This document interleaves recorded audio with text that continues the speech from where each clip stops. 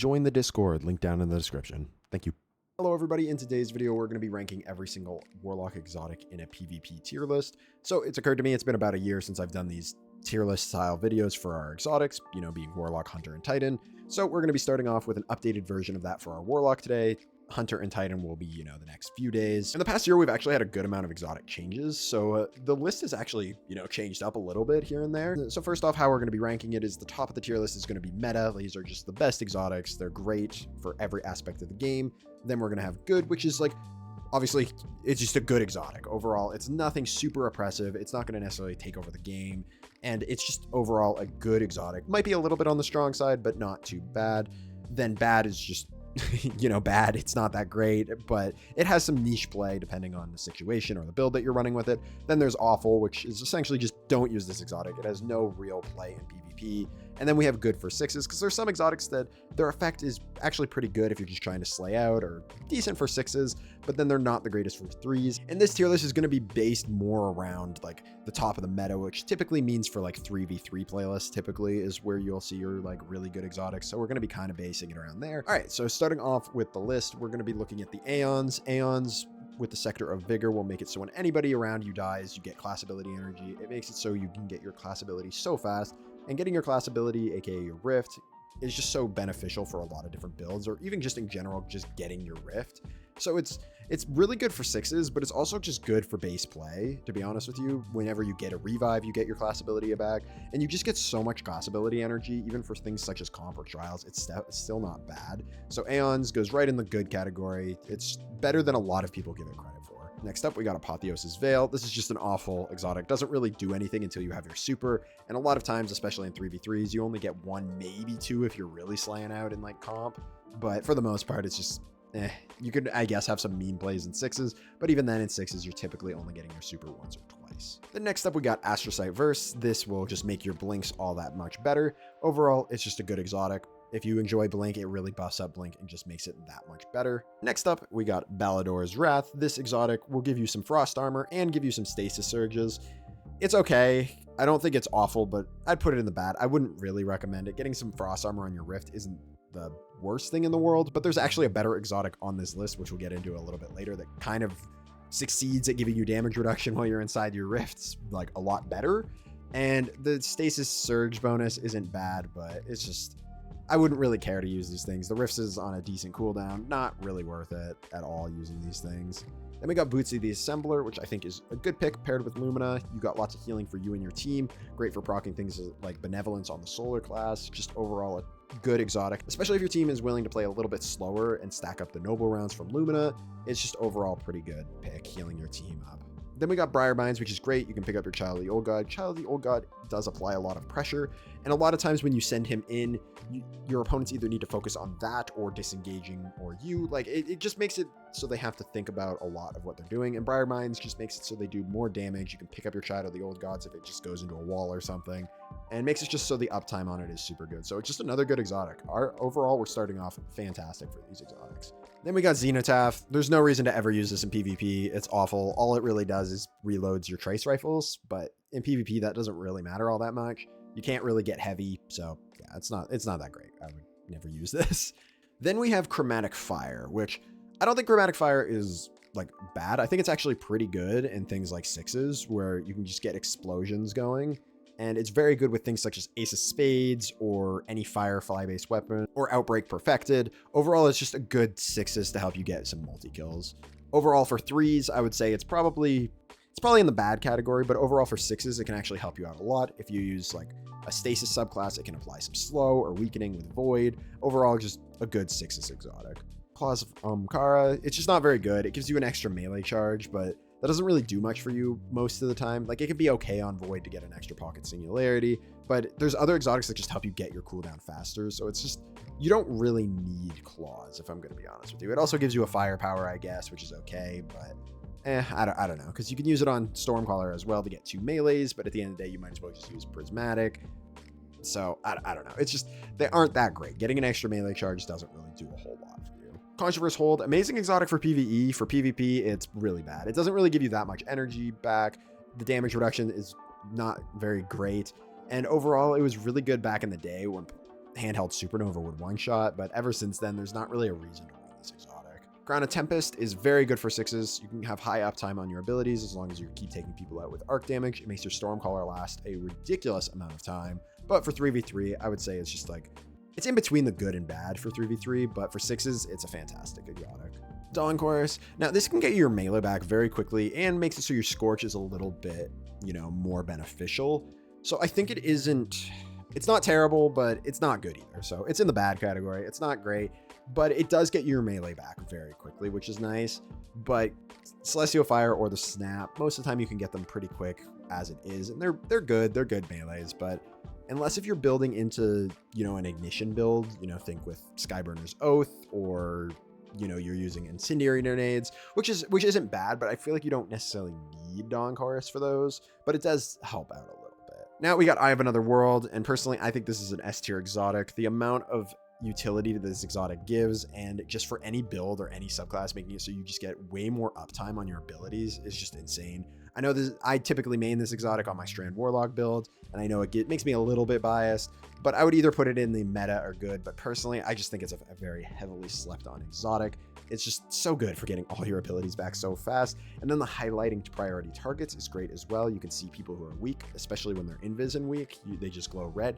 And then the big one is they glow yellow when they have their super, which means if somebody's running at you and they are glowing yellow, typically that means that they're going to try to super you. So it is a very good exotic. It is a very good exotic in my honest opinion. Then next up we got Fallen Sunstar. It's just not that great of an exotic. It gives you a bunch of ability energy back whenever you collect an Ionic Trace, but you're not going to be getting that many Ionic Traces to really warrant the ability uptime that it would give. It's just not worth it in any form of PvP.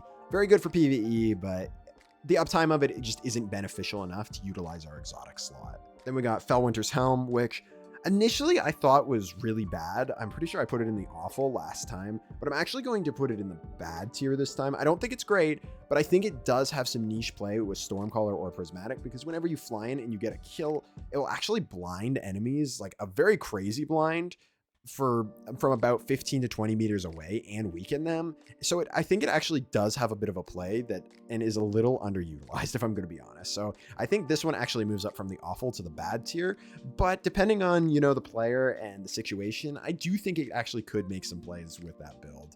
I think this helmet honestly is a little bit slept on for how good it actually might be, especially with those melee based builds. Now we got Geomags. Now this one, another one, it initially back in the day, last time we did this tier list, it only buffed up your super, but now they've made it so collecting Ionic Traces give you more super energy. Now, unlike Sunstar, where you just get some ability energy back, getting more super energy, even if you only get 3 to 4 Ionic Traces, that will be kind of a game changer. So I'm going to put it in the bad category or the 6s category, one of the two. I'll probably put it in the 6s category, even though I think for 3v3, it could still see a play, but I think it is a lot better now having that little extra utility, making it so you can get your super a little bit faster, as well as maybe making it so you can get more supers if you cancel out your super earlier. Overall, it's a lot better and actually has a neutral game effect and is just good for 6s now. All right, next up, we got Getaway Artist, top tier in PvE, and I would just say I would put it in the bad. Arc Souls are pretty good. They do okay, but depending on the players you're playing against, if you're playing against some higher skill players, Arc Souls aren't going to do the most amount for you. Occasionally they'll help you out. Honestly, the big thing that this does is get you amplified, and that can help you in various different ways, but I wouldn't really recommend using Getaway Artist besides just having some fun in 6s, but even then it's just hit or miss of how actually good it is. Now we have Karnstein's. Now Karnstein's at one point was really good. It had its healing effects that was on its own. It wasn't tied to restoration, and it healed relatively fast, and it kind of turned you into a raid boss. But now that it's tied to restoration, you don't really heal that fast. You can't get restoration ×2 with them because you can't finish people in PvP. Karnstein's, I want to say they're bad, but it's just like, I honestly just feel like it's an awful exotic. They don't really benefit you that much. It's just not really worth ever running Karnstein's for, just because there's so many ways to get Devour or heal them back on melee kills. Even on your armor, you can make it so you can heal when you pick up Orbs of Power very easily, so they just heal better than Karnstein's. It's just, there's not really any reason to run Karnstein's, because restoration is a good buff, but it's like having to get a melee kill for it, and they don't really do much else other than that. So we're just going to put the Karnstein's in awful, which kind of sucks. I hope these things get a buff one day and make it so they just heal a little bit more. Then we got Lunafaction Boots, which recently actually did get a very hefty buff, making it so they have increased hipfire accuracy. They give you increased 30 mobility whenever you have a primary out. and a few other slew of buffs. And then they had their old, buffs where you get increased reload speed in a rift, and then an empowering rift, you get a crazy amount of range. So these things are better now. I think out of all the hipfire exotics, they are the worst out of Radiant Dance Machines and Lion Rampants, just because unfortunately the buff on them, I'm going to put them in good before I continue talking, but unfortunately the buff on them, you're not really going to utilize it the most. Like the increased reload speed in a rift, honestly, who really cares? The increased range inside of Empowering Rift is pretty cool, but then it means you have to run an Empowering Rift, which means you can't run a Healing or a Phoenix Dive, which are definitely a lot better. But the hipfire bonuses are good and they're noticeable, so I think it's enough to bring this exotic in the good tier, but it's not enough to bring it to the meta. I just wish that the Lunafaction bonus of itself was just a little bit better. I wish it gave it even the increased range inside of a healing rift. Then I think it would be meta, but it just, most of the time you're going to be ignoring the actual bonus of the Lunafactions and just using it for the hipfire option. But hipfiring with heat rises and stuff makes for some funny plays, that's for sure. So it's definitely a good exotic, just not the most meta by any means. Then we got Mantle of Battle Harmony. I think this is good for 6s. It can help you get your super really quickly, and if you hold your super, you can get a damage bonus with the surge bonuses. Depending on the weapon you're using, it can be honestly very beneficial, but overall, it's not going to be something you're really going to want inside of 3v3. And then we have Necrotic Grips. This is great pairing it with Thorn and your Weapons of Sorrow, your Touch of Malice and your Osteo Striga, but it doesn't really provide the biggest benefit. It's great for melee style builds, getting that poison. I'm going to put it in the bad category. I don't think it's necessarily awful, but it's not going to come into play too often. But it is nice also adding a little extra poison to your melee, which can occasionally get you a kill. It's just the utility of it isn't just going to be there. You're not really going to see it a whole lot. Then we got Netherrack Sin. This can actually help you get a lot of abilities back. As long as you're using a void weapon, it's really good for 6s, getting a lot of ability energy back. Just great. And you actually don't need to use this on a void subclass. If you're using a void weapon, it will get you the stacks nonetheless. So you can still run any other class, and as long as you're getting some form of void kills, it will actually proc it, which is pretty cool. Then we got Nothing Manacles. Don't use this exotic. It just makes your scatter grenades worse, because scatter grenades, initially when you throw them, they immediately blow up. This one tries to add a tracking to it, which is kind of cool, but then when you actually see it in game, it will actually throw it down. They won't explode immediately, and they'll try to track to the target. So a lot of times it gives your opponent a chance to get away before they try to track. So you have to kind of preemptively throw a scatter grenade at an area you think someone's going to be. It's not worth it. These gauntlets suck. They're probably one of the worst exotics in the game for PvP.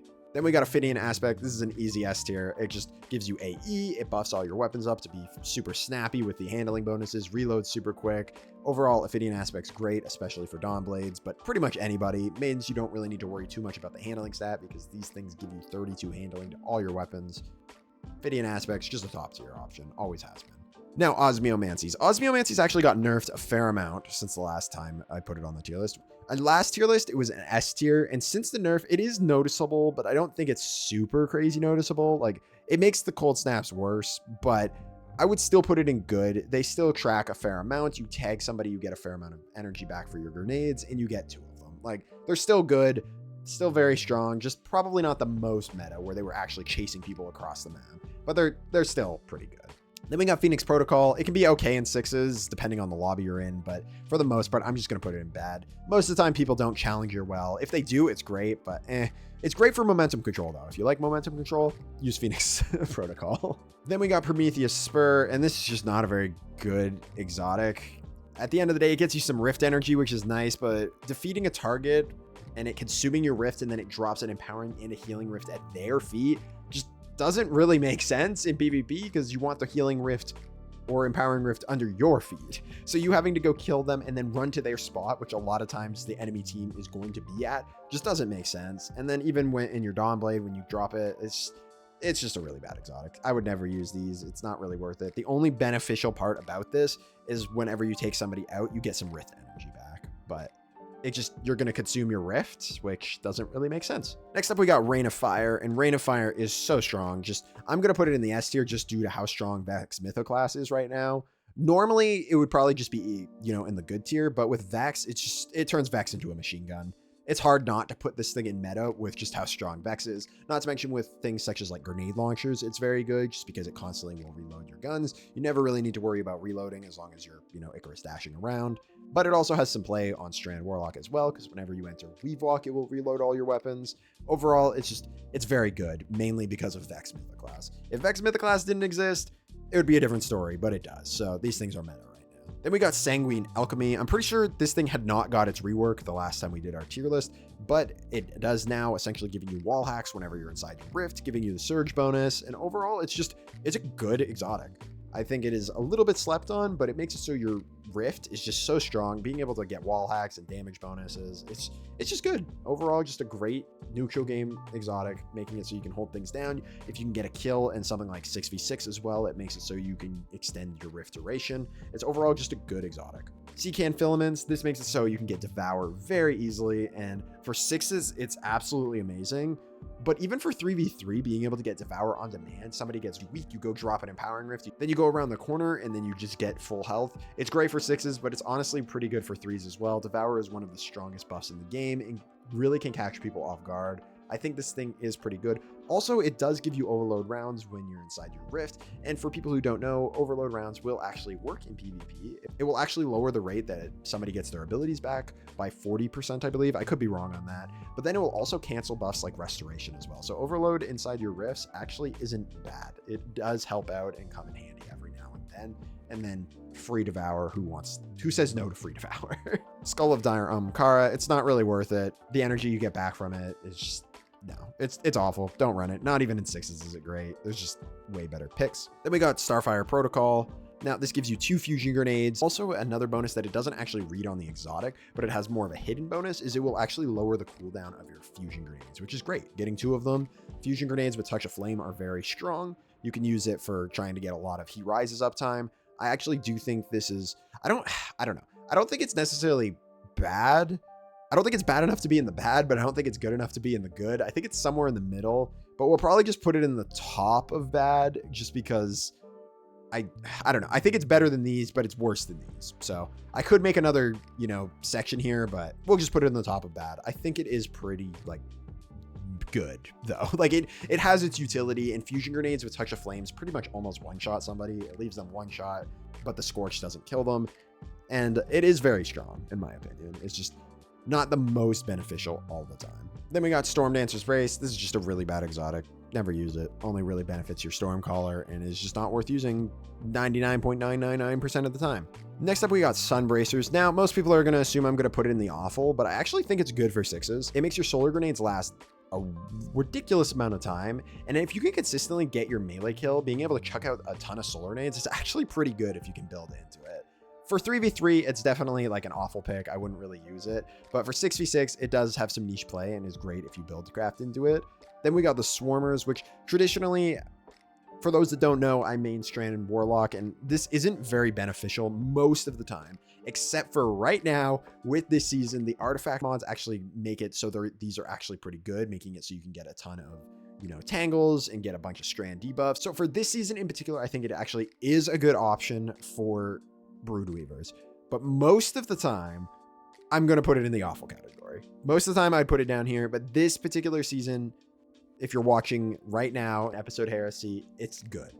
But because I want to future-proof this, it's awful. It's not worth running most of the time. Just this season, because of the artifact mod, it is pretty good. Then we got the Stag. The Stag is very strong, gets you a ton of resistance whenever you're inside your rift, pretty much makes you unkillable, which is great, especially in the current meta where it's all 120s and pulse rifles, more your long range options. Just makes you a pure tank. And then it also makes it so you get a ton of rift energy. Anytime you lose your shields, you get a chunk of rift energy back. Then also when you die, you drop a rift for your teammates, meaning even when you're dead, you can still help out your teammates. The Stag is such an underrated pick, and I'm surprised they do not see it more. Warlocks, please start using the Stag more. It is so good. Then Transversive Steps, easy meta. The speed that you get, the reload that you get, great. Transversives, amazing movement, exotic. If you just want to move fast, these things are great. And then also, like I said, never need to reload. Transversives, top tier. Then we got Verity's Brow. Now, this actually did get a rework a little bit ago, making it so the uptime on its perk lasts a fair amount longer. It's kind of like Worm God Caress. So I think it's actually pretty good for 6s. It means you can get your grenades back a lot quicker. as long as you're getting kills. And then depending on how many stacks you can get of the death row perk, it makes it so your grenades do a lot more damage. And for 3v3, I put it in the bad category just because you can still get the benefit of the buff, making it so you can get, you know, a bunch of grenade energy back, but it is pretty good for 6s. Vesper Radius, this is awful. It doesn't really do anything. I remember once I really tried to make a build for this work for a YouTube video, and it did. You got the occasional kill in blind, but it's really not worth ever really running this thing. Then we got Wings of Sacred Dawn, which depending on the build you're running with like scout rifles and stuff, it's okay. My main thing is it suspends you in air, which the thing that is so strong about Heat Rises is, yes, you get to shoot in the air, kind of like Dawn Chorus, but you get to strafe around, so you can kind of move around, where unfortunately Wings of Sacred Dawn, you're just suspended in air in the same location. Now it does give you a little bit of damage reduction, which is pretty nice, but it's just, I'll put it at the top of bad. It's next to Starfire. It can be good, and depending on the player you are, you might be able to make it like really good or meta, but for most people, I'm just gonna say it's just gonna get you killed most of the time, just keeping you locked into place. Then we got Winter's Guile. I think this is really good for 6s. If you really want a melee heavy build and want to one-shot melee people, just run around with Winter Guile. It's actually a lot funnier than you'd think. Granted, you're gonna get shotgun probably a lot trying to go for it, but it is funny. For 3v3, it's awful. Next up is the Metadoxai. I hopefully pronounced that correctly, but this one is just not really worth it. Like, it can get you some cool suspend plays in 6s, I guess, or even 3s, but it's just like the Strand Warlock melee at base is just so weak. It's not really worth it. If they ever buff up the melee to do just a little bit more damage and make it a little bit more consistent to get a kill, this thing could be like relatively strong. Being able to spend all the targets, it could be pretty good for 6s. As of right now, due to how weak the melee is, it's just not really worth ever running this thing. Then we have the exotic class item. This is S tier. It can get you things such as Ophidian Aspects. It can get you Syntheseps if you want to make your melee really strong. Great for 6s. And it's overall just really good for Prismatic Warlock. There's just so many different play styles you can go with it. It's just, it's good. And realistically, at the end of the day, the fact that it has Ophidians on it means that it's S tier, realistically. Then we got Speaker's Sight. Now, this thing has been through a whirlwind. It has at one point been like the most meta option in the game, and then they nerfed it to be like not the greatest, but now it's like still really, then they brought it back up, and then it got nerfed a little bit again. So this thing's just been all over the place. Now, I think it is very strong, but one change that they did to it a little bit ago made it so it only will heal players that are actually weak, and this was actually a nerf. Prior to the fact, when it would just send out healing nonstop, that would proc your benevolence a lot. It would mean people would have the restoration and healing right away to engage in a fight, but now you kind of have to get hurt a little bit and then fly in. So I think it's just a good option now. I don't think it's necessarily meta like it was last year, but it's still very strong, still great for support play, and still good for healing. It's just realistically, at the end of the day, the fact that it takes so long to get the healing out sometimes, and sometimes you don't get the most utility out of a healing turret, makes it not as good. Then lastly, we got the Rhym coat Raymond.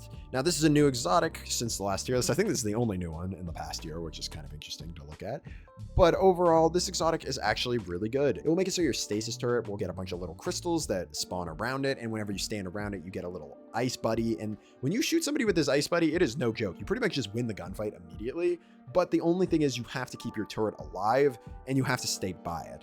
And then also with the stasis crystals, if you pair it with your fragments, it pretty much means you can just loop your grenade nonstop. But I do think this thing is good. It is very strong if given the right player uses it, and they really abuse how like the benefit of the slows. And if you keep your turret alive, it is very good. I'm surprised I honestly don't see this one just a little bit more. All right, and this is the updated tier list. Hello, everybody that just skipped right to the end. Make sure you like and subscribe. I see you. I'm watching you. But this one, for the most part, it didn't really change a whole lot. I feel like for the most part, the meta and good just kind of mingled together. They just kind of switched around a little bit. A few things dropped out of here, and then a few things went up here. But for the most part, it is very similar to last year. The bad stayed bad. The awfuls, for the most part, stayed awful. We got a few new additions in 6s. And overall, it's just... Warlock exotics didn't really change all that much, if I'm going to be honest with you. Yeah. You got some really good Warlock exotics, and then some really bad ones as well. But also some very fun ones for 6s. But let me know how I did. I'm sure someone's going to tell me, how could you put my Vesper of Radius in awful? I'm sure somebody will make it work, and they'll be like, I get a 7 KD every time with this whenever I play it in trials. Or someone's going to tell me, I have another world in meta. It's just... Again, this is my tier list, not yours. Go make your own tier list. But in all seriousness, if you guys did enjoy the video, please remember to leave a like and subscribe. Hunter and Titan will be out over the next few days. And if you're watching this already, you know, a couple weeks after it came out, or a month after, or a year after, whatever it may be, they're already out. They'll be in the description. Be sure to go check those out. Thank you all so much for watching, and you all have a good rest of your day.